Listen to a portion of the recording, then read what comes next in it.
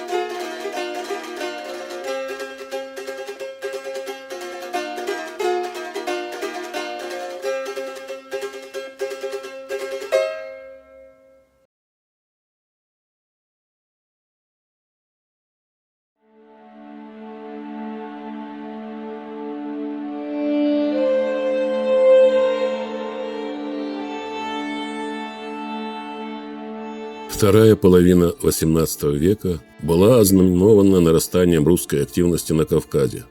Политика колонизации Северного Кавказа, которая год от года делалась все более активной и целенаправленной, становится причиной резкого обострения отношений между горскими народами и Российской империей.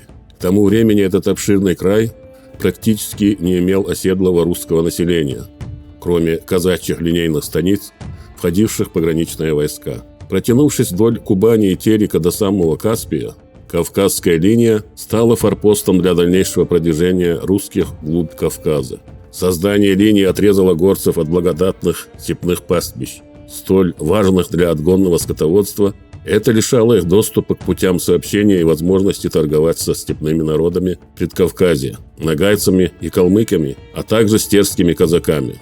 С середины XVIII века русские посты на Тереке не пропускали за реку чеченских торговцев, вымогая с них взятки, а то и просто отбирая товар. Тем не менее, торговля с Россией неуклонно росла. На берегах Терека толпились обозы из 30-40 арб с товарами из Чечни и Дагестана. Главным центром торговли стал Кизляр, куда со всего Северного Кавказа доставлялись фрукты, орехи, мед, лес, кожа и шерсть. В Петербурге уже считали весь Кавказ русским владением, и в 1776 году отдали его в подчинение родственнику фаворита, 33-летнему генералу Павлу Сергеевичу Потемкину, получившему титул командующего Кавказской линии, а позже генерал-губернатора. Однако правительство России понимало, что надежно связать этот край с империей можно только с распространением здесь земледелия и ремесел, а значит, с учреждением сел и городов. Эти соображения дополнялись необходимостью развивать средства снабжения расквартированных здесь войск, так как при плохих дорогах и удаленности от центральной России содержание войск и оперативное управление ими становилось затруднительным. Для защиты новых территориальных приобретений России на Кавказе от возможных вражеских нападений и управления присоединенными горскими народами правительство постановило продолжить Кизляро-Моздокскую линию на запад, по Кабардинским землям и реке Кубань. Это продолжение составили 10 укреплений, построенных от впадения реки Малка в Терек до устья Дуная. В числе этих крепостей были будущие города Георгиевск, Ставрополь, Азов. Позже эта линия получила название Азово-Моздокской. Сюда была переселена часть волжских и донских казаков общим числом до 850 семей. Но основным и постоянным элементом колонизации края были отставные солдаты. Генерал Потемкин в 1782 году расселил здесь 586 человек с семьями, прибывших из внутренних губерний, которые основали 3 слободы – Сергиевскую, Саблю и Малку. В 1784 году указ от 18 декабря даровал право получать свободные земли на Кавказской линии всем желающим, без различия рода и звания. Однако и эти меры оказались недостаточными для привлечения поселенцев. Обещание свободного отвода земли без других льгот не могло заставить крестьян из внутренних губерний оставить обжитые места и искать счастье в отдаленной, неведомой и опасной стране. Военным властям отдано было распоряжение оставлять вышедших в отставку солдат кавказских войск для жительства на линии Причем поселянам выдавалось из казны пособие в 20 рублей. По тем временам немалая сумма. Российская империя вела агрессивную политику против горцев. Столь значительные территориальные и политические перемены в Кавказском регионе не могли не сказаться и на ситуации в Чечне. Тем более, что она располагалась на пересечении путей из России в Закавказье и на Восточный Кавказ. У страны, оказавшейся в подобном положении, судьба всегда складывается непросто. Особенно, если ее населяют горцы, не привыкшие ни к каким притеснениям и ограничениям своей свободы. Прокладывая новые дороги в Закавказье, строя укрепления и заселяя земли на Северном Кавказе, русские вторгались на территорию чеченских обществ, нарушая их веками налаженную жизнь. Не могли мириться чеченцы с ограничениями в торговле, передвижениях и с другими притеснениями, связанными с колониальной политикой Российской империи на Кавказе. В связи с ростом населения и земельной теснотой, чеченцы в поисках новых мест для поселения начали в массовом порядке заселять долину Терека и бассейны рек Ассы, Фортанги и Сунжи. Конфликты разного характера с русскими становились все более частыми и драматичными. И именно в эти годы в Чечне, в селении Алды, родился первый имам Кавказа Ушурма шейх Мансур.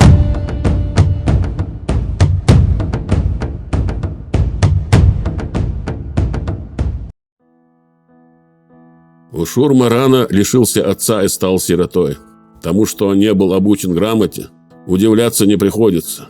Дети из бедных горских семей, тем более сироты, возможности учиться не имели. С раннего детства Ушурме приходилось работать, пасти домашний скот. Он рос, как многие горские подростки. Научился скакать на коне и владеть оружием. Одно время, как сообщает биограф Мансура Али-Салтан, он участвовал в набегах отрядов чеченской молодежи на русские станицы и военные посты на Тереке. Ушурму отличали крепкое сложение, смелость и сила. Он отлично владел оружием. Ушурма женился на дочери Этти Батырмурзина по имени Чеча. У него был один сын и 2 дочери. Шейх Мансур Ушурма призывал своих земляков отказаться от табака и крепких напитков, молиться единому Господу. Народ признавал имама Мансура. Люди прощали друг другу долги, прекращали тяжбы. В своих обращениях и воззваниях к мусульманам Мансур не предлагал ничего нового, но требовал повиновения и полного подчинения законам шариата. Необычным для этих мест было еще и то, что имам не делал различия между разными народами Кавказа, которых часто разделяли многолетняя вражда. Согласно заветам пророка Мухаммада, да благословит его Аллах и приветствует, он считал их членами одной уммы, мусульманской общины. Неграмотный Мансур не мог собственноручно писать письма на арабском, татарском или русском языках, вести обширную переписку с местными владетелями и старшинами, с российскими властями и турецкими представителями. Это делали с его слов те из местных мул и кади, которые хорошо знали основные положения ислама и шариата и умели грамотно составлять письма, послания и документы. Самым почитаемым и авторитетным среди помощников имама был Умар Хаджи из селения Шали. Он отвечал также и на многочисленные письма, с которыми простые люди обращались к Мансуру. Вот копия письма, написанного на арабском языке шейхом Мансуром, обращение к народу. Перевод этого письма я вам сейчас зачитаю. Это послание от имама Мансура, уполномоченного своим Всевышним Господом, проповедника уммы Мухаммада, да благословит его Аллах и приветствует, и пришедшего с именем Аллаха, всемилостивого и милующего ко всем верующим мужчинам и женщинам, мусульманам и мусульманкам, и ко всем без исключения, что между Востоком и Западом. Мир вам, да убережет вас Аллах Всевышний от зла злодеев и смуты. Аминь. Кайтесь же в своих грехах с чистым сердцем. Не будьте такими, как те, что забыли Аллаха, а Аллах забыл их. Сожалейте много о содеянных грехах. Перестаньте грешить, употреблять спиртное и табак, нарушать границы и причинять зло. Перестаньте судить по светским законам, ибо те, кто не судят по законам Аллаха, являются неверными. Тот, кто судит по светским законам, ловит ему сотоварищей, и в его решениях не может быть сотоварищей. Решайте все свои дела по священному шариату. Убийство, ранения, дела семей, наследство, фондов и налогов. Не подходите к запретному. Простите все грехи, что вы причинили друг другу. Драки, ранения, кровные мести, сплетни, клевету. Ведь Аллах сказал нам: тот, кто простит и помирится, его награда у Аллаха. Украшайте свою речь и нравы, особенно среди детей своих и жен, и будьте рабы Божьи, братьями. Поистине судный день близок, и признаки его видны. Не придавайте ценность мирскому, ибо оно тленно и проходит. А потусторонний мир, он вечен и стабилен, и нет блага в делах, кроме как посвященных тому миру, если вы уверовали и здраво мыслите. Да пребудет с вами мир. Из огромного количества архивных документов стало известно, что от предателей некоторых владельцев деревень на Кавказе, из их писем, что они тщательно докладывали о передвижениях шейха Мансура, доносили на него почти каждодневными письмами. Есть огромное количество писем, донесений на шейха Мансура. А в основном там показывают, где он находится, чем он занят. Вот некоторые из них я зачитаю. Перевод с письма, написанного на грузинском диалекте, в нижеследующем содержании, полученного из Андреевской деревни от армянина. Через сие подтверждаю прежде посланное к бригадиру-коменданту армянское письмо, доношу, что его через Каргин отправить не нашли способа. И для того перепроводили через Брагуны. В моем письме уверяю, что посланы от шиха, имеется в виду шейх Мансур, от Андреевской деревни. Эндери, Андреевская деревня, село в Хасаюртовском районе Дагестана. До Дербента разосланы письма, что люди собирались к половине сего месяца на степь, именуемую Чары, а оттуда намерены ехать в Кизляр. Хоть вы и писали, чтобы я выдвигался в Кизляр, порассудив, я в смятении, никак не решаюсь выехать, так как кругом все неприятели. От аксаевского владельца Эльдархана Султанмамутова имею честь донести, что в деревне Алдинской оказался какой-то человек, с коим все дагестанцы заединогласно к доброму их дому, согласясь по окончании сего месяца, намерены собирать войска и напасть на ваше селение. Сколько будет сил наших, против них будем выступать. А раз сил наших не хватит, то в скором времени дадим вам знать. Начало действий шейха Мансура относится к 1784 году, так как в этом году его эмиссары проникли на Кубань. Но только в 1785 году был провозглашен Газават. Рапорт поверенного в делах коменданта гарнизона Сунджук-Калы Али-Паши это подтверждает. К этому времени относится направление имамом своих посланий к ханам и главам племен Дагестана и Чечни, Кабарды и Кубани с увещеванием присоединиться к его знаменам. Весной 1785 года число сторонников имама Мансура постоянно увеличивается. Выступив из Чечни, он быстро находит себе сторонников среди кумыков, кабардинцев, многих народов Дагестана. Уже с этих пор в своих религиозных проповедях Мансур стал говорить о необходимости объединения всех кавказских горцев для борьбы за освобождение.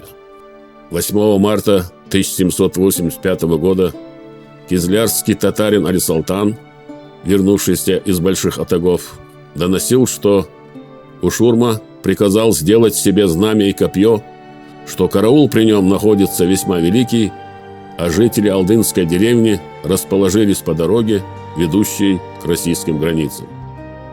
В секретном рапорте полковника Савельева на имя генерала Пеутлинга от 9 марта 1785 года отмечается, что вчерашнего дня собравшиеся за рекою Сунжею из разных горских деревень жители числом более 100 человек хотели совершить нападение на укрепление русских за Тереком. Цен тогда же доносил, что подошедшим до него слухом чеченцы готовили нападение на только что основанную крепость Владикавказ. С каждым днем напряжение на Кавказской линии нарастало. Из Чечни чуть ли не каждый день приходили тревожные сообщения. Комендант Кизляра Вишняков был всерьез обеспокоен действиями горцев, которые по приказанию Ушурмы намеревались напасть на российские укрепления и посты. Поэтому он разослал письма Мурзе Бамату Девлетгирееву, владетелю Дайкур-аула и нового юрта в Надтериче, и брагунским владельцам Кучуку Баматову и Арсланбеку Мударову, чтобы они в случае движения горцев во главе с Ушурмой дали знать о том на форпост нарочным. Если же пропустите его, предупреждал бригадир Вишняков, и не объявите, а через то селением учинится вред, так ответствовать будете перед оружием Ея императорского величества.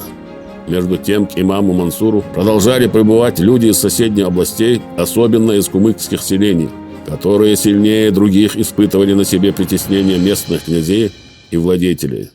Перевод с письма татарского, присланного на имя господина бригадира кизлярского коменданта Ивана Силыча Вишнякова от костяковского владельца и капитана Хамзы Алишева, полученного августа 20-го дня 1785 года. Живущие у нас кумыкские народы, собравшись, поехали к имаму, хотя я своим подвластным сколько и не говорил, чтобы они к оному не присовокуплялись, но они, не послушав меня, в имамову сволочь уехали, к чему и меня принуждали. От такового притеснения и вынужден был выехать в Брагуны. Теперь я жду вашего приказания в Кизляре, приехать или обратно в Костюки, или ж быть в Брагунах, чего для покорно прошу на сии меня уведомить. Брагунский князь Расланбек извещал кизлярского коменданта, что к Ушурме из многих ближайших деревень, между которыми есть Аксаевская, Андреевская и Девлетгиреевская, по немалому числу убегают жители, которым Мансур приказывает, чтобы когда будет он выезжать из собственного обиталища, то они следовали бы за ним вооруженно. Все, кто приезжает к Ушурме из горских деревень, дают ему присягу и отъезжают обратно, единственно с той целью, чтобы разорять российские селения. Достоверно известно, что сей Ушурма имеет стремление напасть, разделя войска свои на части, сразу на многие русские поселения, в том числе и на Кизляр. Тогда же, в марте-апреле, сведения об алдынском имаме Мансуре дошли до Турции. Из турецкой крепости Суджук приезжал к нему нарочный от тамошнего паши и поднес от его имени часы в подарок, сообщал Дженбулат Сарымурзаев. Трехбунчужный агалцихский паша Сулейман весьма обрадовался появлению в Чечне имама. Он посылал к нему письма и подарки, изъявлял свою готовность помогать деньгами. При этом осторожный паша советовал Мансуру не спешить с началом военных действий до удобного времени, возможно, до решения султанского правительства о новой войне против России. Кроме того, Ушурма ведет переписку с крымцами и особенно с закубанцами, продолжал хорошо информированный Сарымурзаев. Закубанцам послал он свое знамя. Это знамя привезено было близкими Ушурме людьми, скрывавшими под покрывалом лицо свое. Царское командование на Кавказе призвало войска к более бдительному несению службы на линии. Те крепости и станицы, против которых Мансур намеревался выступить со своими повстанцами, усиливались войсками и оружием. Положение представлялось настолько серьезным, что для усмирения горцев сам главнокомандующий светлейший князь Потемкин в конце июня предписал направить во главе сильного отряда в самое сборище Ушурмы лично известного ему своими качествами полковника Пиери. 35-летний полковник Николай Юрьевич Пиери, грек по национальности, был известен решительным характером. По воспоминаниям современников, себя он воображал новым Александром Македонским. Его полк особенно славился в российских войсках на Кавказе искусством парадной маршировки и различных построений. Одновременно было приказано выдвинуть отряд генерал-майора Шемякина к аулу Алхан-Юрт, придав ему гренадерские роты, а московский пехотный полк вывести к крепости Григориополис, к границам Кабарды. «Согласно вашим повелениям», — сообщал князю Григорию Потемкину в рапорте от 11 мая 1785 года генерал-поручик Павел Потемкин, «предписал я подкреплять отряд полковника Пиери генерал-майору Шемякину, чтобы в случае сильного сопротивления скопища, организованного Шурмою против наших войск, отряд Пиери мог выполнить свое задание». Для захвата в плен имама Мансура решено было использовать наиболее надежных людей из числа местных владетелей и князей. «Не бесполезно в всем случае, — указывал Павел Потемкин полковнику Пиери, — добиться передачи его в руки усердных владельцев, а именно Кайтуки Брагунского, коего доброжелание и верность испытаны, и другого Кайтуки близ Наура живущего». Генерал-поручик Леонтьев, находившийся в это время на Кавказской линии, через своих агентов регулярно получал сведения о том, что Мансур в настоящее время находится дома и не имеет при себе никаких скопищ. Все предавшиеся ему в послушании чеченцы заняты ныне домашним упражнением на своих полях. Царское командование, отправляя отряд полковника Пиери в восставшее селение Алды, надеялось вместе с тем избежать серьезного вооруженного сопротивления. Однако генерал-поручик Леонтьев, хорошо узнавший характер кавказских народов, сразу высказал опасения по поводу предстоящей встречи царских войск с местными жителями. Он, в частности, писал о чеченцах: «Хотя желательно весьма убегнуть всякого кровопролития, но, зная дерзость сих народов, предположу, что безнадежно ждать их покорности, особливо, когда следует наущению уже пророка». Отряд полковника Пиери представлял собой крупное боевое соединение и состоял из Астраханского пехотного полка, батальона Кабардинского егерского полка, 2 гренадерских рот, Томского пехотного полка и сотни казаков Терского войска. Дополнительно отряду были приданы несколько сотен конницы и артиллерия, 6 пушек. Согласно предварительно разработанному плану, отряд Пиери должен был, переправившись через Терек, начать свое движение к Сунже и, перейдя ее, подойти к Алдам с юго-запада, со стороны казачьей станицы Калиновской. Оттуда, по мнению царских властей, Мансур никак не мог ожидать нападения. К Сунже отряд должен был подойти скрытно и незаметно.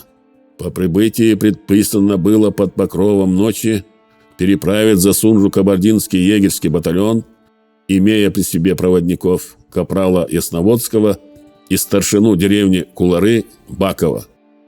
Царские войска должны незаметно окружить аул Алды, а затем проникнуть в него, войти в дом Мансура и захватить его со всеми при нем находящимися восставшими чеченцами.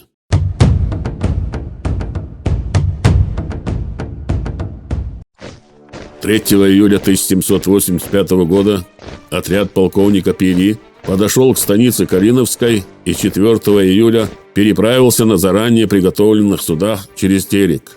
На другой день, около 4 часов пополудни, полностью укомплектованный отряд Пиери двинулся по направлению к аулу Алды. Расстояние от места сбора до селения не превышало 50 километров. Отряд Пиери двигался очень быстро. Необходимо, чтобы лжепророк не получил вести о приближении войск, требовал от Пиери генерал-поручик Леонтьев, и не скрылся бы куда далее. 6 июля в 5 часу утра отряд Пиери достиг Сунжи. Не доходя до леса, который вплотную подступал к реке, в 2 верстах от переправы, солдаты сформировали из связанных телег Вагенбург, где был оставлен обоз под прикрытием 400 мушкетеров Астраханского полка с 2 пушками под командованием капитана Шуринова. В то время, когда отряд Пиери подходил к Сунже, он был замечен жителями Алхан-Юрта или Алхановой деревни. Этот чеченский аул был расположен на правом берегу Сунжи, 3 верстах выше аула Алды. Вскоре между отрядом Пиери и жителями Алганюрта завязалась перестрелка. В отряде Пиери находился со своей командой и полковник Василий Степанович Томара. В рапорте на имя генерала-поручика Леонтьева, составленном по окончании экспедиции, он отмечал: «Началась перестрелка у реки и в Вагенбурге позади нас. Чеченцы с самого начала прибытия отряда к Сунже покушались завладеть проходом нашим из лесу. Так с 5 до 11 часов беспрестанно они с нами перестреливались и стали гораздо умножаться. Очевидно, жители Алганюрта послали за помощью в Алды, откуда к месту боя начали прибывать добровольцы. О том, где находился в это время Мансур, ничего не известно. Возможно, он, как обычно, молился в своем погребе. Но следующие часы показали, что надежда застать шейха врасплох была напрасной. Мгновенно оценив обстановку, он взял на себя руководство сражением и сделал все, чтобы оно окончилось победой. Гренадерские же роты Томского полка были оставлены на левом берегу для прикрытия переправы со стороны Алганюрта. С приближением отряда к переправе перестрелка усилилась и завязался настоящий бой. С противоположного берега Сунжи горцы вели перестрелку с находящимися у переправы гребенскими казаками числом около 100 человек. Капитан Кугаевский со 120 гренадерами и поручиком Копыловым, продолжая отстреливаться от горцев, прошел уже лес до самых Алдов. Однако близонные от чеченцев в немалом числе и с крайним отчаянием на них бросившихся принуждены были отступить обратно к переправе. Капитан Кугаевский был ранен и взят в плен, а 60 человек из его команды убиты. Остальные спаслись только благодаря плотному огню оставшихся у переправы товарищей. В это время отряд Пиери с 2 пушками прошел, наконец, через лес и остановился в полукилометре от селения Алды на ровной поляне.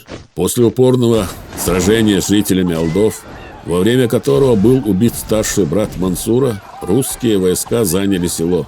Между 10 и 11 часами утра отряд Пиери, отбивая непрестанные атаки чеченцев, приблизился к дому, в котором, как указал проводник, жил Мансур. Самого имама в доме, конечно, не было. Все жители покинули село. Женщины, старики и дети укрылись в лесных убежищах, а мужчины вместе с имамом незаметно зашли в тыл к отряду Пиери и перекрыли лесную тропинку, по которой тот пришел. Этот маневр, неожиданно и быстро предпринятый алдынцами по приказу Мансура, показал несомненный воинский талант вождя горцев и его умение управлять большими массами людей. Военная хитрость имама поставила русские войска в опасное положение. К несчастью своему, полковник Пиери понял это слишком поздно. Для начала Пиери приказал поджечь дом у Шурмы. После этого отряд вышел из аула и, пройдя с полкилометра, остановился на ровном месте. Солдаты, наконец, получили возможность отдохнуть и пополнить боеприпасы. Однако отдыха не получилось. Уже через несколько минут вновь началась перестрелка. Используя излюбленную горцами тактику внезапного нападения и быстрого отступления, алдынские жители отдельными партиями выскакивали в разных местах из леса, стреляли в солдат и исчезали. Потеряв до 20 человек, Пиери отдал приказ стрелять по восставшим из пушек. Но это не имело успеха, так как невозможно было определить, где чеченские стрелки появятся вновь.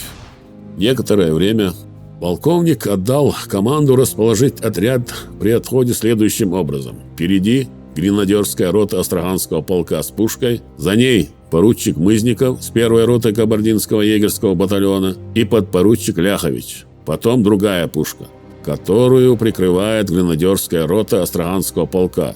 6-я егерская рота Кабардинского батальона шла позади всей команды, прикрывала отход солдат через лес. Головная часть колонны и арьергард должны были идти с пушками, подготовленными для быстрой стрельбы.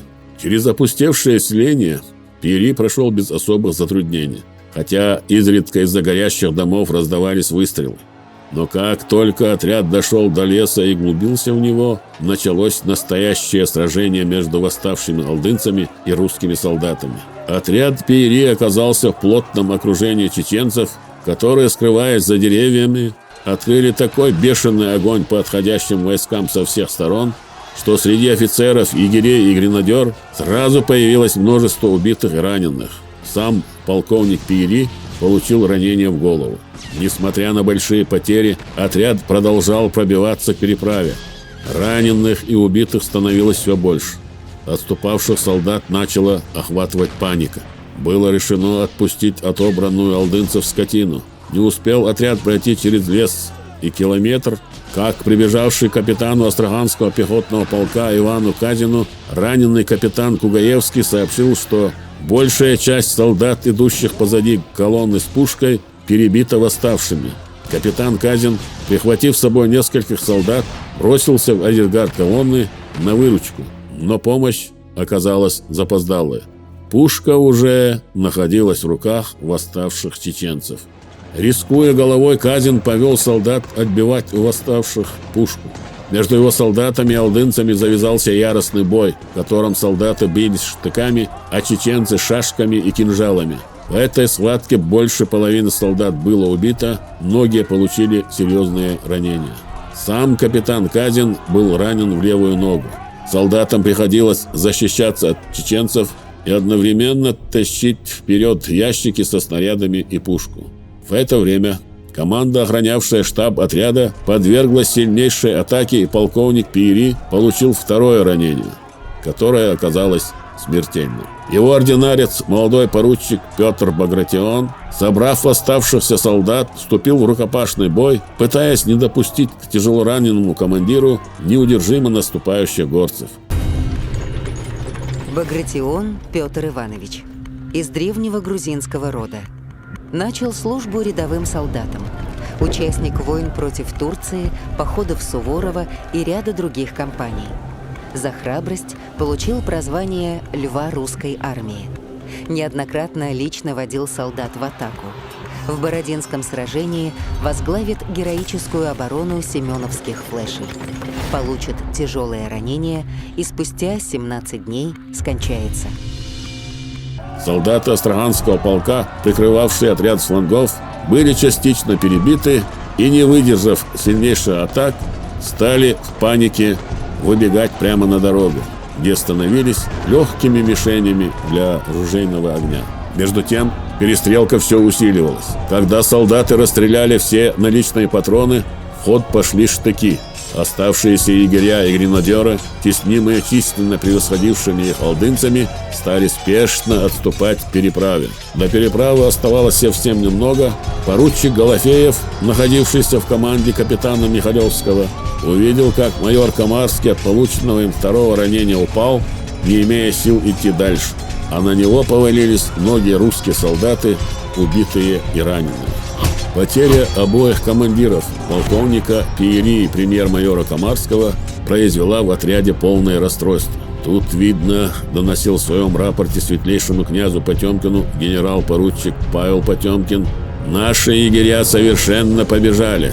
Горцы их резали безоружных и брали шатающихся по лесу в плен. Достигнув Сунжи, солдаты бросались в ее воду и спешно перебирались на другой берег. Преследовавшие их горцы стреляли на выбор по переходившим брод солдатам и многих при этом убили. В Чечне потом ходила молва, что Сунжа после этой битвы покраснела от крови и вся была покрыта плывущими по волнам фуражками русских солдат. Сражение на этом не закончилось. К переправе спешили восставшие как из Алдов, так и из Алганюрта. Полковник Тамара, который оставался со своим отрядом у переправы, собрал все оставшиеся команды и сумел отвести их в Вагенбургу. Здесь, под прикрытием повозок, солдаты в течение 2 часов отстреливались от наступавших горцев, приходили в себя и готовились к отходу. Перед тем, как тронуться в обратный путь, русские стали бить в барабаны и трубить сбор, с тем, чтобы их могли услышать блуждающие в лесу солдаты. Но к Вагенбургу никто не вышел. Неожиданно стрельба со стороны горцев прекратилась. Из леса показалась группа алдынских жителей. Впереди шел старик с белым флагом. Полковник Томара дал команду прекратить стрельбу и вышел навстречу делегации. Когда чеченцы приблизились, полковник увидел, что они несут кого-то на самодельных носилках. Это был 20-летний адъютант полковника Пиери, князь Петр Багратион. В Последний раз поручика видели, когда солдаты, защищавшие своего командира, полегли все до одного. Только Багратион, уже дважды раненый, продолжал биться шашкой, не подпуская никого к истекавшему кровью полковнику. Старик, несший белый флаг, сообщил, что его зовут Осман Хаджи и что его послал к русским имам Мансур. «Имам видел, как сражался этот человек», — сказал Осман Хаджи. «Он уважает смелых людей, даже если это враги. Благодарим и готовы заплатить выкуп», — ответил полковник Томара. «Мы храбрецов не продаем и не покупаем», — сказал ответ посланец Мансура. Так запечатлено это событие в горских преданиях, которое много лет спустя записал и опубликовал на страницах журнала «Сын Отечества» известный исследователь Кавказа Терещенко. Сражение возле аула Алды подходило к концу. Восставшие жители Алдов и Алхан-Юрта стекались к знамени Мансура, которое было установлено на видном месте сразу на выходе из леса. Вооруженная партия восставших горцев, до 500 конных и множество пеших, до 10 часов вечера преследовала отступавший отряд. Изнуренные солдаты отступали, непрерывно отстреливаясь от наседавших чеченцев. Только с наступлением темноты им удалось оторваться от погони. Никогда еще регулярные русские войска не терпели столь жестокого поражения от горцев. Отряд Пири не выполнил поставленные задачи и при этом потерял более трети своего штатного состава. Турецкие власти в Анапе и Сагуджаке, внимательно наблюдавшие за ходом событий, регулярно сообщали в Стамбул о действиях российских властей после поражения отряда Пири. Комендант Сагуджака Али-Паша писал в сентябре 1785 года, что после поражения от имама Мансура царские войска укрепились в форпостах и станциях и готовятся переместить отдельные части с легких постов в более сильные укрепления.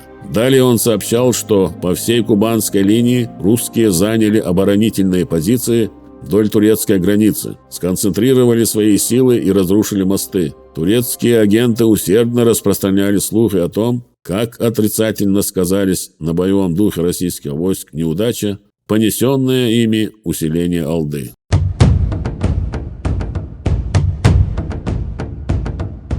Волнение все больше охватывало Чечню, Кабарду и Дагестан. Все новые добровольцы вливались в войско Мансура. Все новые князья и владетели изъявляли желание примкнуть к нему в походе на Кизляр.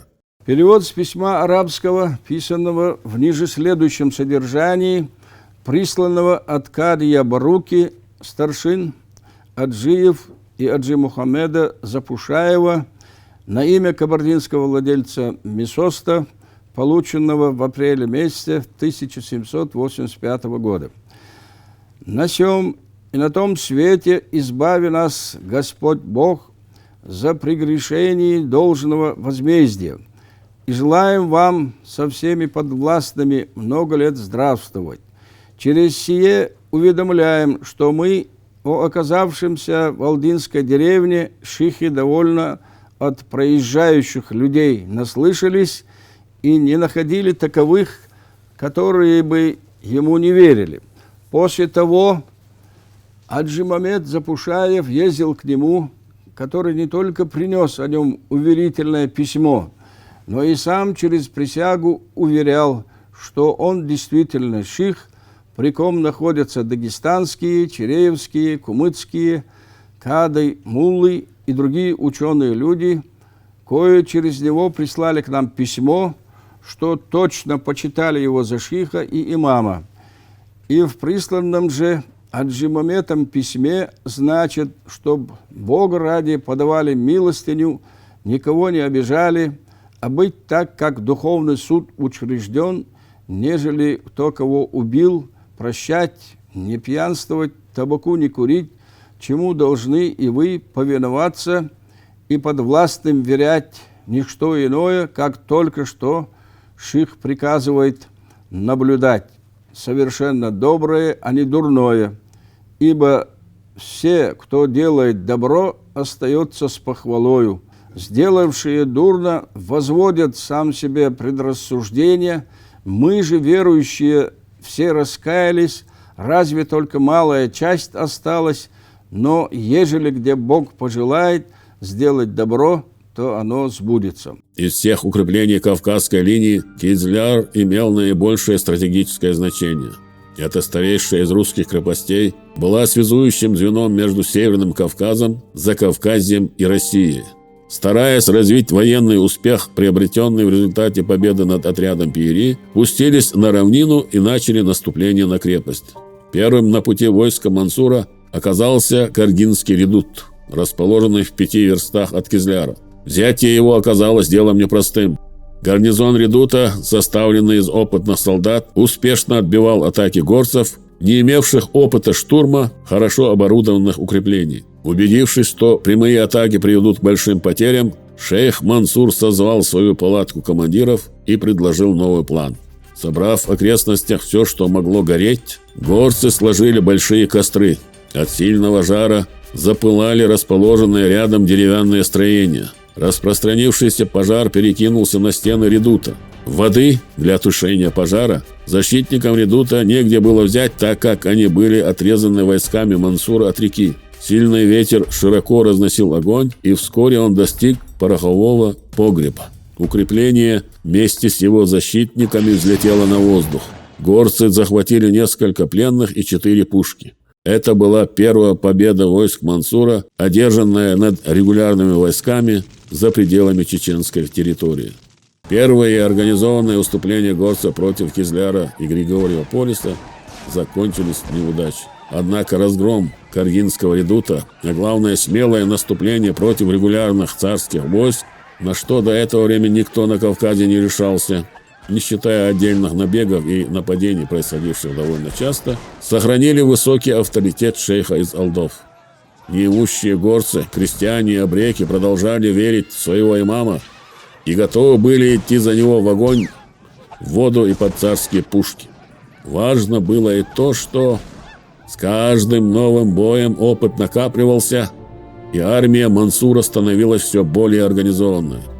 В окружении шейха появились ветераны и опытные командиры, на которых он мог полностью положиться. Эти люди безгранично верили в своего вождя и повсюду сопровождали его.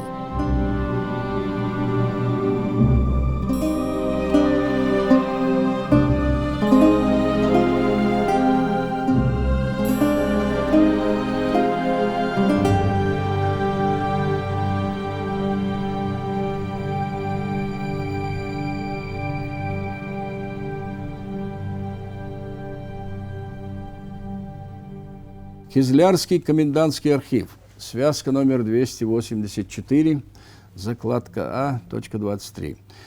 Перевод с армянского письма, писанного на имя господина бригадира кизлярского коменданта Ивана Силыча Вишнякова, а от кого полученное не подписано, а только значится по надписи, что из Андреевской деревни. Сверх посланного от меня к вашему высокородию письма я еще известился и доношу, что близ урочища Каратубе собираются войска, а аварский Умхан своим войском в Грузию ехать предудержался и остался на месте, и писал к шиху, дабы он дал ему знать через 3 дня, по получении коего сведения пообещался к нему быть для учинения России зла. А сие, правда ли или нет, подлинно не знаю, а доношу о сем со слухов. Черкасских князей приехало к шиху 8 человек. Ко мне ж прибыл 1 человек, от коего слышно, что он и князья хотят шиха с войском переманить в свои селения, а Андреевский князь Чипалов к себе. Почему, что у них будет к вашему высокородию донесть, еще не оставлю. Имам Мансур после нескольких атак на крепость Кизляр провел еще несколько сражений, в частности против Томского пехотного полка под командованием полковника Лунина. Понеся большие потери, Лунин со своим отрядом отступил в крепость. Позже состоялось сражение с отрядом Нагеля. После 5-часового боя, неся большие потери, обе воюющие стороны отступили. Вскоре произошла вторая атака шейха Мансура на отряд Нагеля. Нагель отошел к Моздоку и попросил помощи. В итоге поле битвы осталось за имамом Мансуром. 21 сентября Мансур во главе горцев атаковал отряд полковника Ревенлера. Полк попал в засаду горцев и был упор обстрелян с флангов. 2 эскадрона и часть казаков были оттеснены и рассеяны. Особенно сильно пострадали ростовские карабинеры. Отряд Ревенлера, находившийся на марше, оказался в чрезвычайно тяжелом положении. На их счастье, на выручку вовремя подоспели астраханские эскадроны под командованием премьер-майора Львова и гренадерский батальон секунд-майора Дорша. Генерал Бибиков зимой 1790 года предпринял военную экспедицию за Кубань. Отряд состоял из 14 батальонов пехоты, 6 эскадронов драгун и 7 казачьих полков. Всего 7609 человек. Доверившись сведениям торговцев армян о слабости гарнизона, крепости и обилии продуктов в горских аулах, отряд Бибикова взял направление на Анапу. По мере того, как войска продвигались вперед и углублялись в горы, местные жители начали оказывать им все более сильное сопротивление. По приказу Мансура закубанцы окружали отряд со всех сторон, сковывая его действия и не давая ни часа отдыха. Горцы постоянно заходили с тыла, отрезая сообщения между отдельными частями отряда, а на дорогах устраивали завалы и засады. Русским войскам трудно было продвигаться по заснеженным дорогам в морозную и ветреную погоду. Кроме того, им приходилось ежедневно вести боевые действия. Не имея возможности остановить продвижение русских войск, горцы не вступали с ними в открытый бой, а старались заманить отряд Бибикова дальше в горы. На расстоянии несколько километров по ходу движения на 10 верст по сторонам горцы сжигали селение со всеми запасами. Бибиков так и не сумел разгадать хитрый план Мансура и не понял опасности происходящего. Действия горцев он объяснял почему-то их ненавистью к туркам. «Видеть можно», — сообщал он в рапорте от 18 апреля 1790 года князю Потемкину, что народы сие не согласны были в точности исполнить повеление, данное им от Баталпаши, а показывали только один вид своего ему послушания. Прошел я по всем сгоревшим селениям верст 70, не встретив для себя никакого препятствия, кроме пламени и дыму. Не встретил он там, однако, и ни грамма продовольствия, в котором его войска уже крайне нуждались. Ничего, кроме пламени и дыму. 15 марта 1790 года обессиленный отряд приблизился к 2 ущельям, выходившим на Анапскую равнину. Бибиков пошел по левому ущелью и, дойдя до реки Шибзы, встретил там Мустафу-пашу с отрядом в 2000 человек. После непродолжительного боя русские войска заняли высоты, и турки вынуждены были отступить. Дальнейшее продвижение отряда Бибикова сопровождалось постоянными стычками с закубанцами, которыми руководил Мансур. Батал-паша, видя приближение русских войск, с 2 отрядами вышел из крепости им навстречу. Одним отрядом командовал он сам, другим Мустафа-паша. Нападение было отбито. Батал-паша заперся в крепости, а Мустафа-паша не успел пробиться в Анапу и ушел в Сучук-Кале. Бибиков предпринял попытку штурмовать крепость Анапа. Однако 25 и 26 марта поднялась жестокая снежная буря, и в одну ночь пало до 150 лошадей. «Все начальники, — доносил Бибиков, — кроме меня такую получили простуду и ослабли, что ни к какому действию уже приступить не могли». В такой ситуации Бибиков решил возвратиться назад. С этого момента началось то, что в свое время имам Мансур проделал с отрядом полковника Пьери, когда тот начал отступать через лес к своему укрепленному лагерю. Шейх Мансур ожидал свою добычу как волк, который вышел на охоту. Никто и предположить не мог, какие лишения и потери ожидают отряд Бибикова. За время марша с 27 марта по 11 апреля он смог пройти всего лишь 120 километров. По всему пути отступления русские войска не имели ни грамма пропитания и непрерывно подвергались нападениям горцев. Солдаты питались травой, коренями и мерзлой кониной. Только 4 мая ослабленный отряд Бибикова подошел к Григорьополису. Барон Розин доносил, что увидел всех непоколебимых в твердости офицеров и солдат в такой жалости, которая выше всякого описания. Зимний поход Бибикова закончился провалом и стал по сути новой большой победой Мансура и его горцев. Разгневанная Екатерина II приказала отдать Бибикова под суд и заключить приговор на основании законов. Кизлярский комендантский архив. Связка номер 284. Перед закладной А.30. Перевод с писем писанных на имя господина бригадира Кизлярского коменданта Ивана Силыча Вишнякова от Девлетгириевского владельца Бамата Девлетгириева, полученных с сентября 18 дня 1785 года. Первое. Через сие вашему высокородию доношу, что чеченцы деревню нашу атаковали и, перебравшись на ту сторону, напали на состоящие там караулы, однако возвратились. Имам находится в стороне Аксаевской. Что ж касается до сволочи, кроме только нас и брагунцев, прочие все согласие имеют. Имамово войско весьма притесняет, дабы и мы были с ними общниками, а когда ж де согласными быть не пожелаете, то и разорены будете, чего мы весьма опасаемся. Второе. От Девлет-Мурзы. Ших Мамат и Али Махаметов не преминовал вас просить о находящемся у вас солдате, которого вы непременно должны отдать гордолинцу Исмаилу. Верно, научный сотрудник Кануков. За шейхом Мансуром шли чеченцы, дагестанцы, в особенности кумыки, кабардинцы, адыги, черкесы, закубанцы, нагайцы, осетины и другие народы. Следует признать, что шейх Мансур в это время, по сути, единовластно контролировал обстановку на Северном Кавказе. Из-за того, что шейх Мансур вел активные боевые действия на Кавказе, русское правительство решило отправить против шейха Мансура свои главные силы, которые были сосредоточены на границе Грузии. Этим воспользовались дагестанцы. В числе 20 тысяч человек производили опустошение в сентябре, октябре и ноябре в Грузии и Имеретии.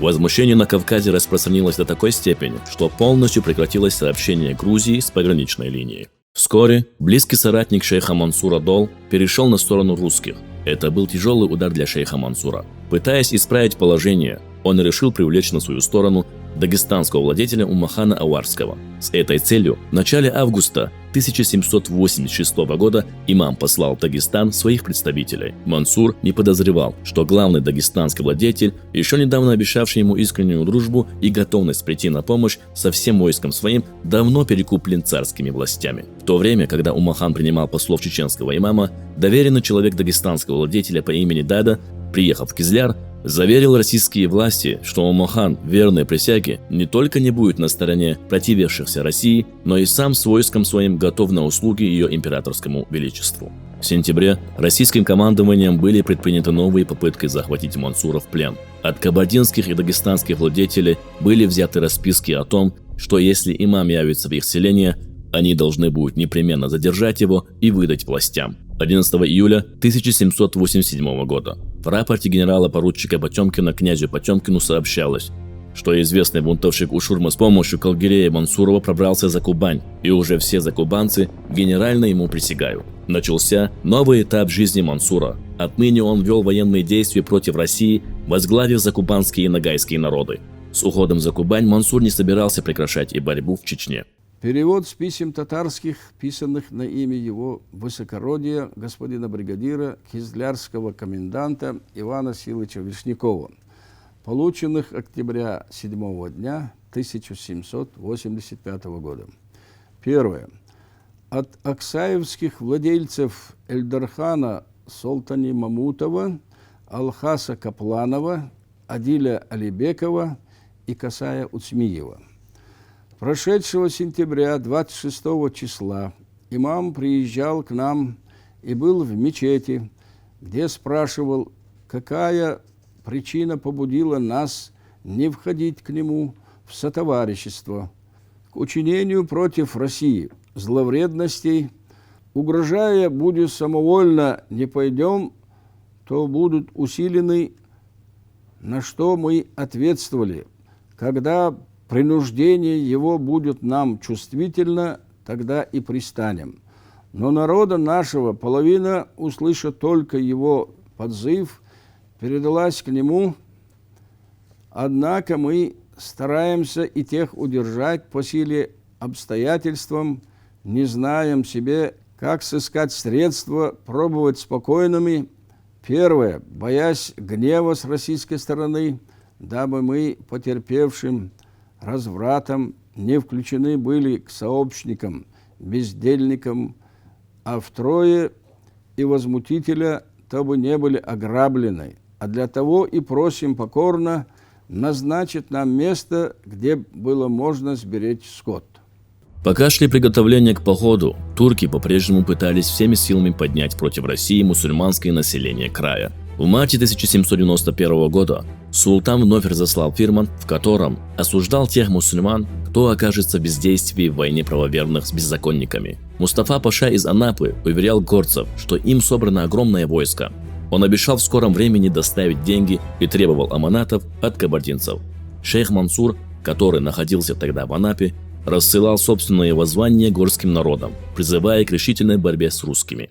9 мая 1791 года генерал Гудович с 11 батальонами пехоты, 2000 егерей, 24 эскадронами кавалерии и с 20 орудиями двинулся к Анапе. На соединение с ним из Ейского укрепления вышел генерал-майор Загряжский с кубанским корпусом.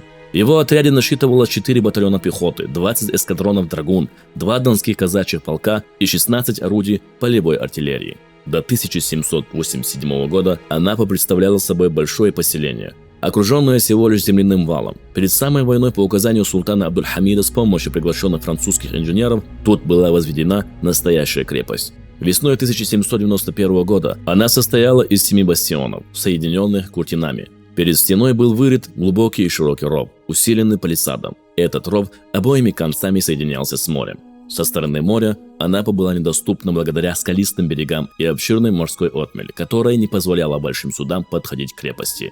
На стенах было установлено 83 орудия и 12 мортир крепостного калибра. Гарнизон Анапы насчитывал 10 тысяч турков и 15 тысяч вооруженных татар, нагайцев и закупанских черкесов. Командовал гарнизоном трехбунчужный Мустафа Паша. В Анапе проживало до 20 тысяч мирных жителей. Это был многонациональный город. Кроме турок, здесь жили армяне, имевшие торговые лавки с большим количеством продуктов. Так что крепость была полностью обеспечена провиантом, как и боеприпасами. Жили тут грузины, персы, греки. Вокруг Анапы расположилось множество горских народов, а в окрестностях кочевали нагайцы, подогреваемые воинственными призывами шейха Мансура, который имел сильное нравственное влияние на защитников крепости и окрестное население. Взяв с собой 40-дневный запас продовольствия, отряд генерала Гудовича 29 мая 1791 года перешел на левый берег Кубани и двинулся к Анапе. 10 июня генерал Гудович, произведя разведку, расположился на берегу реки Бугура, а левый фланг его отряда перекрывал дорогу в Суджук-Кале. Отряд под командованием барона Шица занял левый берег реки. Этим маневром Гудович отрезал Анапу от горцев, большие отряды которых засели в окрестных горах. Несколько раз горцы делали попытки прорваться в Анапу. Турки со своей стороны вылазками из крепости старались помочь им, но русские войска отражали все нападения. 12 июня по приказу Гудовича были заложены 3 батареи на 32 орудия, одна из которых расположилась в 250 саженях от крепостного вала. Сильным орудийным огнем крепостных орудий турки пытались воспрепятствовать установке батарей, однако русские артиллеристы успели укрепить позиции. На рассвете 18 июня батареи открыли огонь. Бомбовые удары произвели пожары в различных частях крепости. Громадное зарево озарило окрестности Анапы. Пожар продолжался всю ночь до рассвета. Произошли взрывы. Сгорело множество домов, в том числе дом самого Паши. Были уничтожены провианские склады и многие крепостные здания. Полагая, что пожар устрашил турок, генерал Гудович 20 июня в 8 часов утра отправил Паше парламентера с предложением сдать Анапу, обещая безопасность ее гарнизону и жителям. В противном случае он угрожал жестоким штурмом и полным разорением крепости. Мустафа Паша был готов принять предложение русских. Но шейх Мансур, пользуясь своим влиянием на защитников, настоял на продолжении сопротивления. Его неукротимому духу была невыносима сама мысль о сдаче в плен. Влияние имама на защитников крепости было столь велико, что Пашу никто не стал слушать, а вместо ответа с бастионов крепости был открыт огонь. Следует заметить, что положение Гудовича отнюдь не было однозначно преимущественным. С 12-тысячным отрядом он должен был штурмовать мощную крепость, защищаемую большим гарнизоном. К тому же с тыла русские войска постоянно атаковали многочисленные отряды горцев. Гудович провел совещание с командирами, на котором все пришли к согласию, что успех может принести только внезапность. Решено было той же ночью предпринять штурм крепости, направив главный удар на ту часть, где стены были менее высоки и можно было использовать штурмовые лестницы. В ночь на 21 июня лагерь был снят, и солдаты развели по местам, откуда предполагалась атака. Войска кубанского и кавказского корпусов были разделены на 4 штурмовые колонны, по 800 человек каждая, с 2 резервами по 600 солдат и одним общим резервом 2000 штыков. Таким образом, из общего числа 12 170 человек для главного удара при штурме было определено 6400 человек, составлявших 4 штурмовые колонны. В полночь Гудович отдал приказ открыть огонь из всех батарей, под прикрытием которого атакующие колонны двинулись на приступ. К часу ночи батарея русских прекратила стрельбу, и войска отошли. Перестали стрелять и турки, они уже праздновали победу, когда за полчаса до рассвета русские войска вновь начали бомбардировать крепость, а затем бросились на штурм. 4-я колонна левого фланга, которой командовал полковник Самарин, несмотря на сильнейший картечный и ружейный огонь турок, первой поднялась на стену и закрепилась там. Командовавший 3-й колонной полковник Келлер, хотя и был тяжело ранен, пробился со своими солдатами на крепостной вал. Майор Веревкин, занявший место Келлера, был также тяжело ранен, но все-таки сумел удержаться со своими солдатами на валу. Благодаря этому 2-я колонна под командой полковника Муханова захватила бастион, в то время как у стен крепости шла ожесточенная битва между русскими и турками. 8-тысячный отряд закубанцев спустился с гор и атаковал Вагенбург российских войск. Атака закубанцев была с трудом остановлена гребенскими и семейными казаками, а затем отражена отрядом генерал-майора Загряжского, специально выделенным на такой случай. Между тем русские войска продолжали подниматься на стены вокруг Анапы.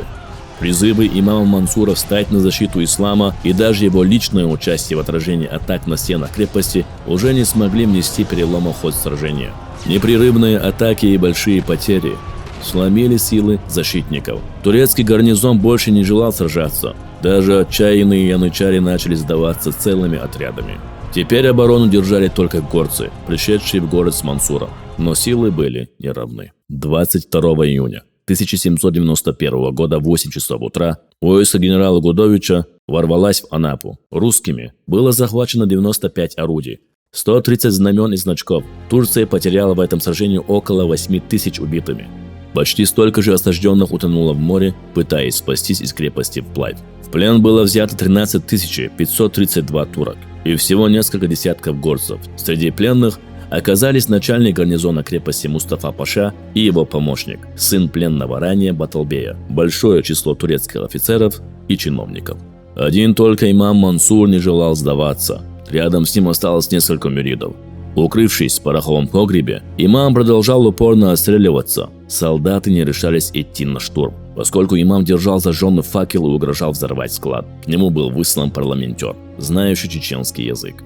Он прокричал, что генерал Гудович лично обещает шейху Мансуру в соответствии с его званием положение почетного пленника и достойное содержание в Петербурге, куда его должны отправить для представления императрице Екатерине II. Генерал обещал также предоставить ему свободу как военнопленному сразу после заключения мирного договора с Турцией.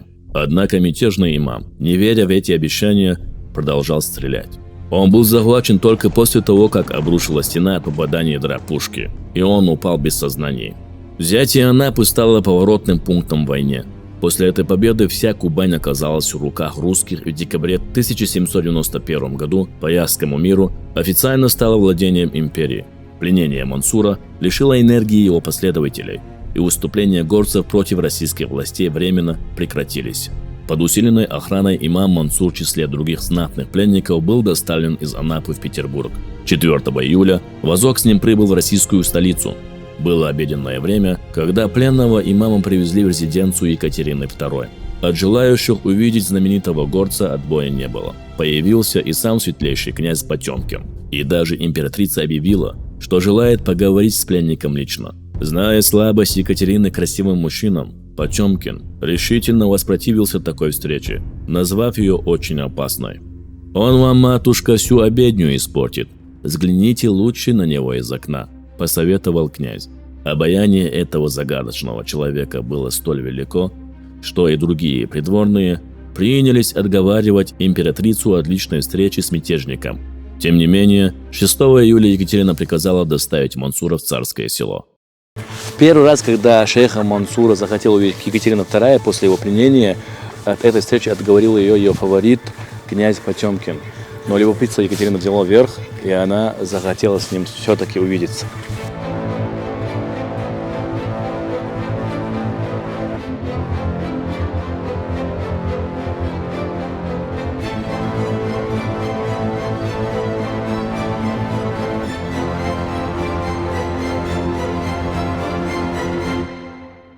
Итак, 1791 год. Секретарь Екатерины II Храповицкий в своем дневнике пишет от 6 июля 1791 года, что в Царское село привезли шейха Мансура, а также, что его водили вблиз дворцовой колоннады. Вот они, дворцовые колоннады. Поднимемся со мной. А также в своем дневнике Храповицкий пишет, что шейх Мансур стоил этому государству 30-тысячной армии. Вот то, что видите наверху, вот они, колоннады дворцовые. Вот. И с той стороны, из окна, Екатерина II смогла наблюдать за шейхом Мансуром. Мы находимся в Екатеринском дворце, дворец Екатерины II. Сейчас покажем вам.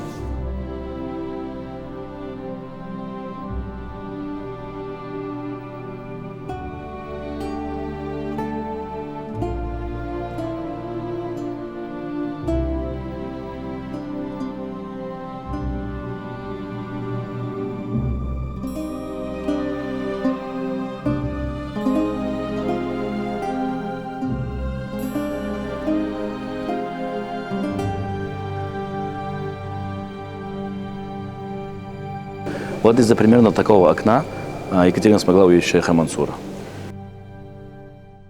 В кругах, близких к императрице и князю Потемкину, шейха Мансура именовали мятежником, который принес России большие потери и разорения, чем вся Османская империя.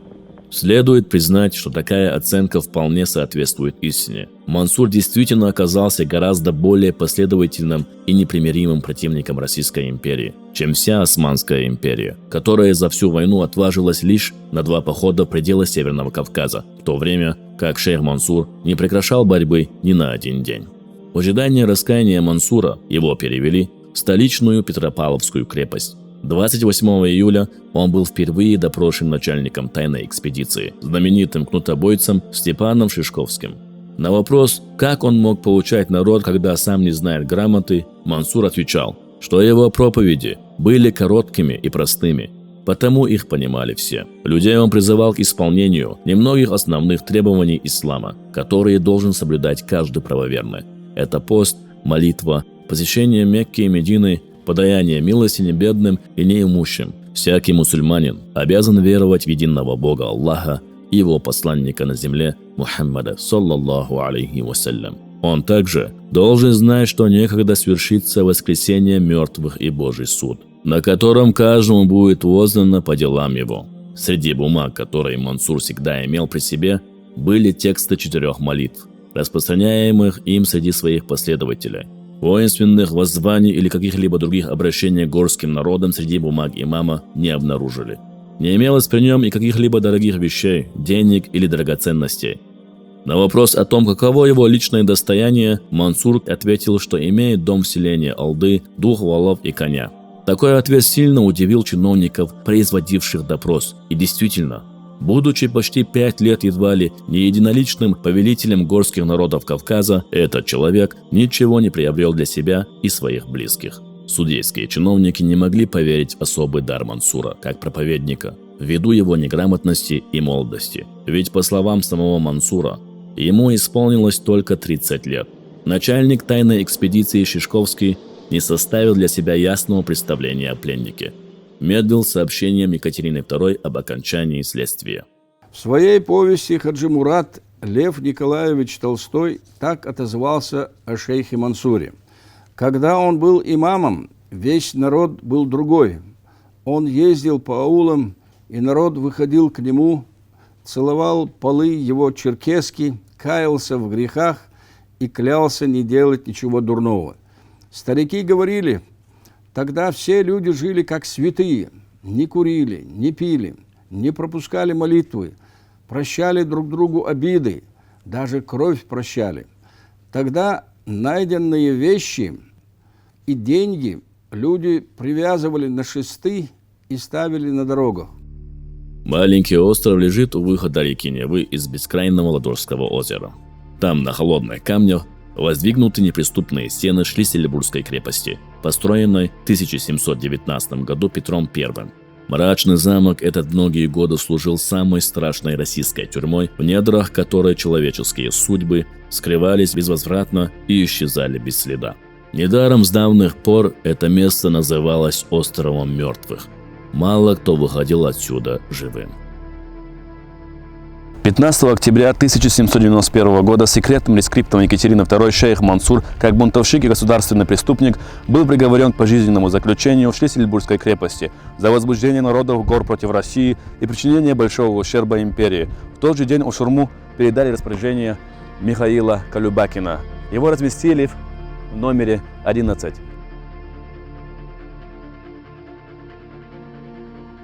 Итак, мы находимся в Шлиссельбургской крепости. Передо мной стоит научный сотрудник Юлия Дьякова, которая давным-давно работает. Если я правильно понимаю, позади нас это казармы. Это так? казарма, да, или казармы, потому что здание казарменного корпуса состояло из нескольких помещений. Каждая называлась казарма.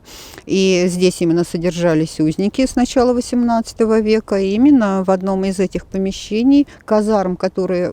Вот почему в них содержались узники, вернее, почему их называли номерными, потому что в них узников содержали, да, и помещения пронумеровали, номерами называли, Петровские номерные казармы с XVIII века.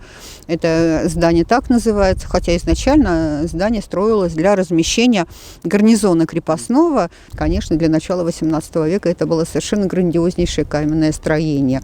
Но так как Северная война шла успешно, и помещения казармы пустовали, а крепость постепенно теряла свое военное значение, ее стали использовать как место заключения. И вот в одном из помещений казарм и находился в заключении шейх Мансур. Шейх Мансур, так в документе этот узник зовется.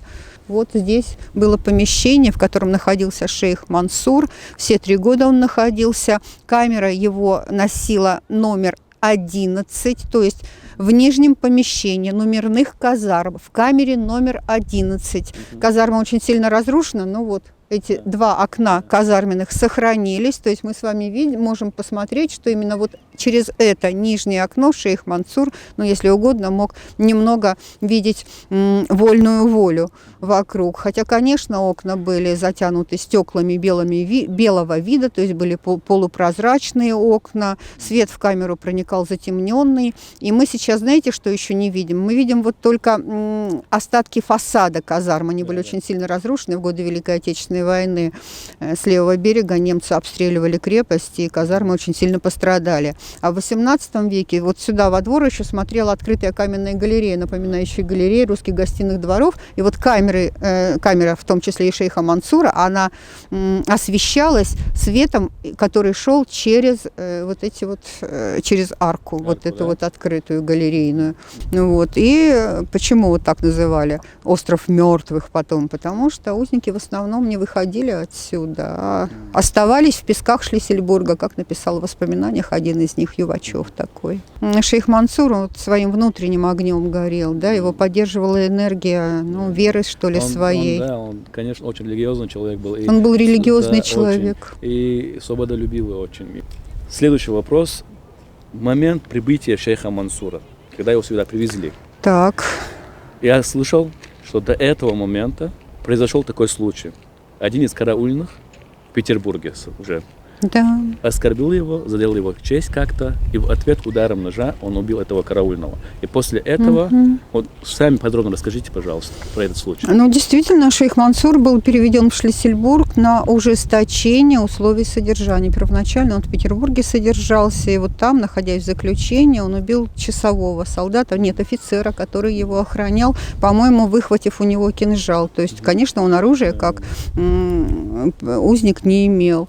И вот этим ножом, выхватив его, убил офицера, и за что на него очень осерчала Екатерина II. Она ужесточила условия содержания узника и даже кандалы на него велела надеть и содержать в строгости, тайности, секретности. Выделила, как мы с вами недавно обсуждали, 25 рублей в кормовых в год. Это очень нещедрое содержание, питание на грани жизни и смерти. И вот тогда его перевели в Шлиссельбург на безысходное пребывание, передали коменданту Колюбакину. Содержался он, как мы с вами, давайте повторим, да, что он содержался в камере номер 11 на первом этаже Петровских номерных казарм. Шейх Мансур после заключения, находился он здесь в заключении, охрана писала, что усердно молился все это время, да, вероятно, скучал, конечно, и по свободе, и по родине, и душа его рвалась и на свободу, но то ли действительно было это так, то ли, может быть, какая-то другая история произошла. Мы говорим то, что по документам знаем. Да. Вот в документах сказано, что узник умер от скоротечной чехотки после 3 лет заключения здесь, в Шлиссельбурге, 91-й, 92-й, 93-й, 94-й, да, то есть после 4 лет заключения в Шлиссельбургской крепости. Но дальше мы можем с вами что? Прочитать вот этот вот рапорт, да, Колюбакина, который говорил, что тело узника было из крепости вывезено. Он пишет, что водою вывезено. Это действительно так, потому что крепость стоит на острове, что надо было, да, конечно, вода кругом нас с вами, что надо было некое плавсредство, да, либо лодку, либо там какой-то небольшой корабль. В нее, видимо, было погружено тело. И у нас до сих пор на этом месте кладбище. Это Преображенская гора, это примерно вниз по течению реки Невы, может быть, 3 километра. Вот там оно было захоронено на Преображенской горе. Шейх Мансур мог остаться в живых. Ведь многие люди, история же знает, что многие люди стоят перед выбором. Да? Можно предать ближнего и жить после этого, да? Можно написать донос и жить после этого. Можно избавить себя от каких-то испытаний и жить после этого. И кто-то действительно идет вот на это. Он принимает эти условия, он предает, он соглашается, он раскаивается, искренне или неискренне. А шейх Мансур выбрал вот такой вот путь. Он не отказался от своих убеждений, он не написал раскаяния, он не отрекся от веры от своей.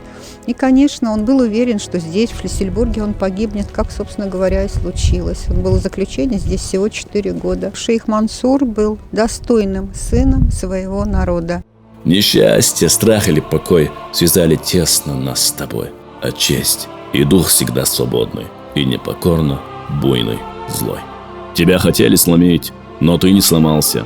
Тебя велели строго охранять, приказав к тебе не приближаться, в руки ничего не давать, чтобы ты никого не убил, как это написано в приказе караулу, который должен был тебя сопровождать в Шлиссельбургскую крепость. Вот настолько тебя боялись враги. А твои последователи чтили тебя и чтят, хранят память о тебе, и ты навсегда вошел в историю Кавказа, как настоящий герой. Да примет Всевышний твою шахаду, наш первый имам Кавказа.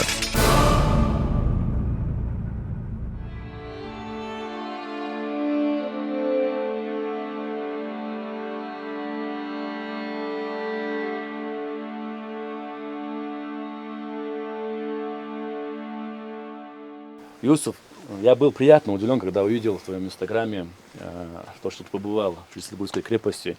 Почему я так говорю? Потому что это место, конечно, посещают чеченцы, тоже бывает, но оно не широко известное место. То есть именно вот любители, людей, которые знают историю своего народа, они про это знают. Как у тебя получилось попасть туда? И я знаю, что ты непосредственно был в камере номер 11, в котором содержался шейх Мансур. С чего все началось вообще? Про Шлиссельбургскую крепость я уже давно слышал, очень давно, что шейх Мансур был заточен там. Изначально я думал, это, наверное, какой-то район Германии, но вот относительно недавно, вот так я когда, как года, может, 3 назад, я узнал, что это находится неподалеку от Питера, а Питер — это доступное место для нас. Я по небольшим делам был в Москве и посчитал, что я обязан посетить камеру, где последние годы своей жизни провел легендарный имам шейх Мансур. Легендарный имам, как был он записан именно в этой крепости. Узник данной крепости удостоен такой чести, что даже те, кто его заточили, назвали его легендарным. Подготавливая этот документальный фильм, когда я некоторые нарезки истории делал, я заметил, что уважение, проявленное к шейху Мансуру со стороны адыгов и черкесов, это огромное уважение. Вот, они считают, и у них есть песня про него, да, как у нас Илли говорит. Они до сих пор помнят, считают, вот говорят, шейх Мансур, все, это наш имам, они говорят. Вот тебе вопрос, кем для тебя является имам шейх Мансур? Ну, во-первых, шейх Мансур — это наш брат-мусульманин, глубоко верующий, знающий основу религии, человек, который изучал религию в своей юности, наш земляк, чем мы обязаны гордиться и гордимся. Во-первых, да, мы указываем и делаем упор на то, что он наш брат-мусульманин, как и для всех. Но он чеченец, и скрыть того, что мы гордимся этим, тоже мы не можем. Я думаю, даже один день не проходит, чтобы я не вспомнил про шейха Мансура, не посмотрел где-нибудь его видео, не почитал книгу, которую как раз ты мне дал. У меня есть 2 книги про шейха Мансура. Одну ты мне дал, другую, которую написал Алауди Мусаев, которую мы с тобой обсуждали. Сейчас, когда есть свободное время изучать религию, поклоняться Всевышнему, я думаю, каждый станет достойным мужчиной, каждый может считать себя воином, если он крепко стоит в изучении религии, в поклонении Всевышнему. Это самое главное. Если ты можешь стать на утренний намаз, или наоборот, если ты не можешь стать на утренний намаз, то это большой позор для каждого. Я знаю это по себе. Если ты утром не просыпаешься, то что можно говорить о дальнейшем, если ты просто даже не сможешь встать, и какая огромная награда нам за это предстоит. Нужно изучать своих героев. У нас их очень много, и не то чтобы нужно, а каждый обязан досконально знать их историю. Потому что историю актеров и певцов наша молодежь знает хорошо. Я, во-первых, это говорю себе. Нужно изучать и углубляться в чтении. Да воздаст тебе Аллах благом, Юсуф. Нам очень приятно было, что ты был с нами. Это был Юсуф Раисов, а мы двигаемся дальше. Император Иоанн Антонович, который был убит в этой крепости, царевна Мария Алексеевна, тоже дочь царя Алексея Михайловича, и знаменитый шейх Мансур, как здесь написано, легендарный имам Кавказа шейх Мансур. Братья и сестры, вот то место. Мы приближаемся, сможем с вами прикоснуться к истории.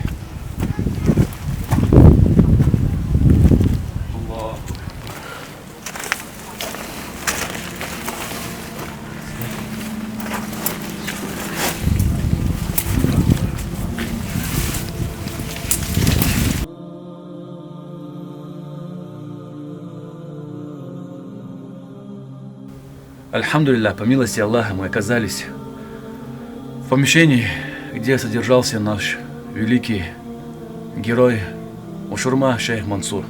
Это милость Аллаха, альхамдулилля, это милость Аллаха, альхамдулилля. Меня переполняют эмоции. Это очень трудно. Здесь он и заболел чехоткой, и в этой камере умер. Да, Лазат обл Дойцун, да примет Аллах его шахаду. Вот это помещение, вот оно было, помещение, где содержался шейх Мансур.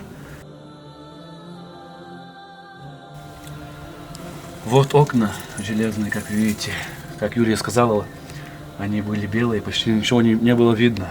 Но какой-то свет сюда все-таки проникал. И, наверное, он здесь смотрел и тосковал по родине. Ну вот, к сожалению, место его захоронения неизвестно. То есть мы, конечно, можем сказать, что тело шейха Мансура было похоронено, как в этом документе говорится, что его вывезли из Шлиссельбурга и похоронили на Преображенской горе. Ну, во-первых, давайте посмотрим, откуда выносили. Вот единственный вход в крепость, главные крепостные ворота. И тогда крепость выглядела так. На башне входной был высокий шатер, венчал этот шатер ключ. как символ названия крепости. Шлиссельбург, это значит по-немецки ключ-город. Вероятнее всего тайно, то есть значит ночью тело шейха Мансура было вынесено через эти ворота. Дальше пристань была тоже с этой стороны, но немножко в другом месте. Его погрузили на лодку или на какое-то плавсредство. Что значит водою? По Неве, да, вниз. Вот это течение реки Невы. Мы с вами видим, как Нева здесь берет свое начало, вытекая из Ладожского озера. Она разбивается об Ореховый остров. Течение здесь очень бурное. Местами оно достигает 12 километров в час. Сказано в документе, что тело его тайно было погребено на Преображенской горе. Да, кладбище там до сих пор находится. Где у нас с вами находится Преображенская гора? Это примерно километра, может быть, 3,5 отсюда. Мы видим с вами корпуса Невского судостроительного завода, а дальше такой, массив лесной. Это не лес, конечно, это просто деревья, растущие на берегу реки Невы. Это и есть Преображенская гора, да. В далекой от родины, в крепости Шлиссельбург, закончил свою жизнь великий первый имам Кавказа Ушурма шейх Мансур. На сегодняшний день Чеченской Республики главой Чеченской Республики построена мечеть имени шейха Мансура, а также один из районов города Грозный носит имя легендарного имама. Самой главной победой шейха Мансура стало то, как при жизни, так и после его смерти ислам начал стремительно распространяться на Кавказе. Потомки и последователи шейха Мансура, народы Кавказа, помнят и чтят своего имама. И хотелось бы обратиться к братьям и сестрам, гордясь своими праведными предками, не лишайте такой возможности своих потомков.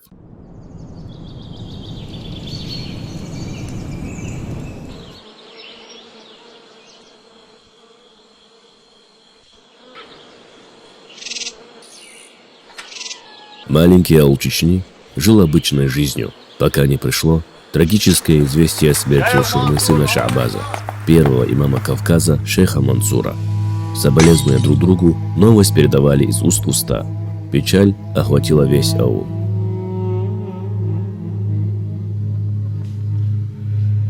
شيخ منصور دعوة لما بحثوا الغزوة تقابل ويلقتن دست لقى الدنيا دل ديق الوالإذا دل ديش دلوي آمين.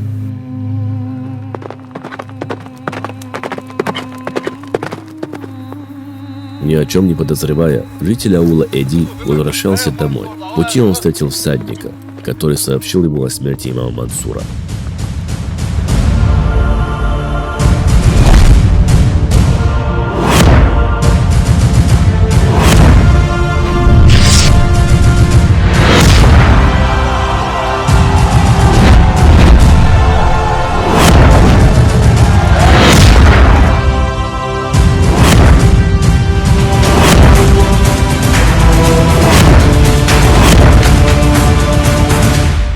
Повторяя слова «Ушел герой, ушел мой имам», после долгих раздумий, под покровом ночи, терзаемый чувством бессилия, Эди возвратился домой.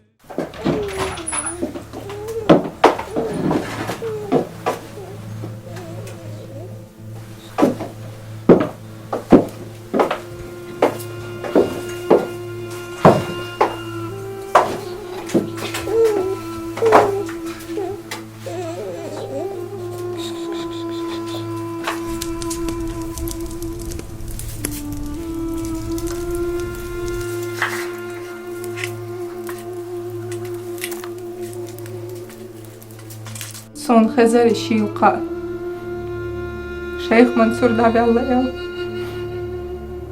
Dalgazut Qobal Döltsun آمين.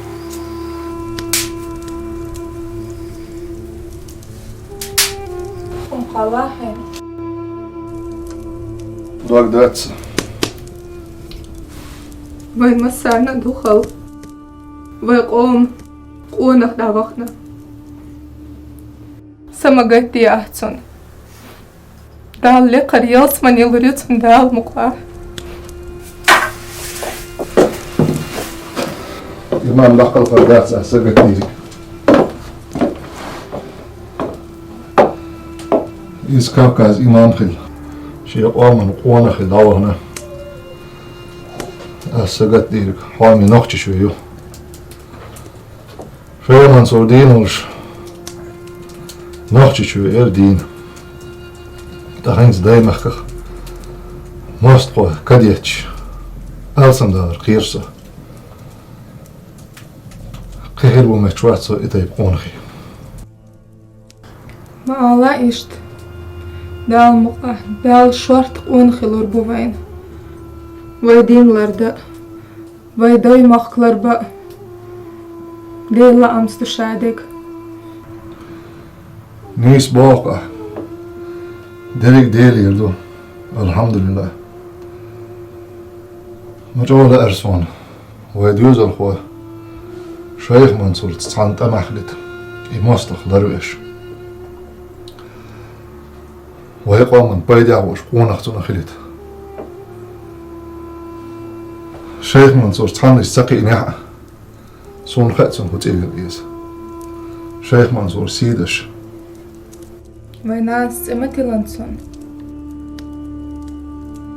سيلا قونا والشيخ منصور سيدش وشور مهت إيه الله وشورستون تحت هوي تنسي تنسيو بويس